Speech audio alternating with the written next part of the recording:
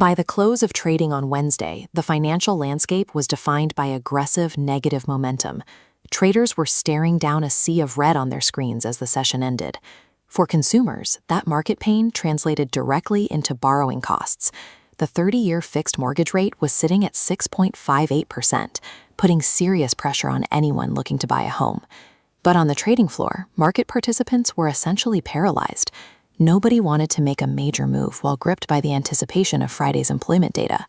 Without a new catalyst to shake things up, the market was trapped in a vacuum, frozen by yesterday's bruising losses and deeply anxious about tomorrow's news.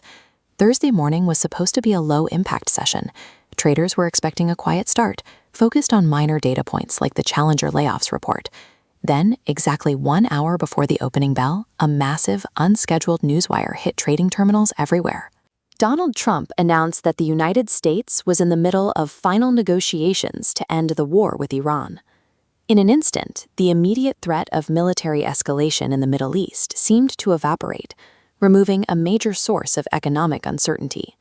A single rumor from a political leader had successfully hijacked the entire session from the scheduled economic data. The physical commodities market reacted first. Oil prices, which were already drifting a bit lower, suddenly went into a steep drop. The mechanics are straightforward. Peace negotiations mean secure shipping routes, lowering geopolitical risk and pushing oil prices down. This immediately bled into financial assets. Falling oil kicked off a massive bond rally, forcing yields lower. The 10-year Treasury yield dropped 4 basis points, hitting 4.462. In a matter of minutes, that sudden drop in yields perfectly erased every single loss the bond market had suffered on Wednesday. This geopolitical peace teaser acted as a high-speed eraser, wiping out an entire day of financial damage before the stock market even opened. The clock hit 8:30 a.m. Eastern. This was the moment the highly anticipated jobless claims data was officially released to the public. Under normal circumstances, traders would be scrutinizing this report. Instead, the market completely ignored it. There was zero impact. Even a microscopic blip from the earlier Challenger layoffs data was entirely overshadowed by the sheer momentum of falling oil prices. The gravity of the peace headline monopolized the trading desks.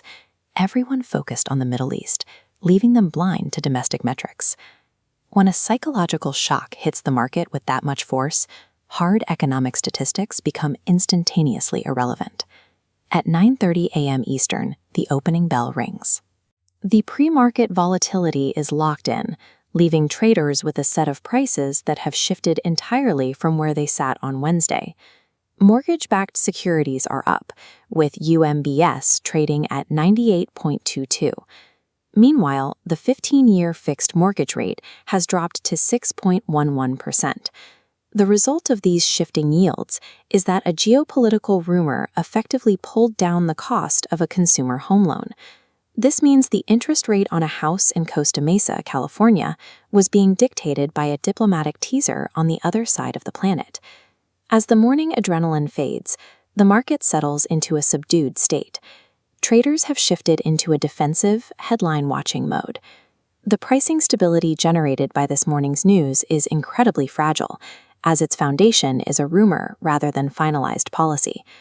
And the massive, market-moving Friday jobs report is still waiting on the horizon, ready to strike tomorrow morning.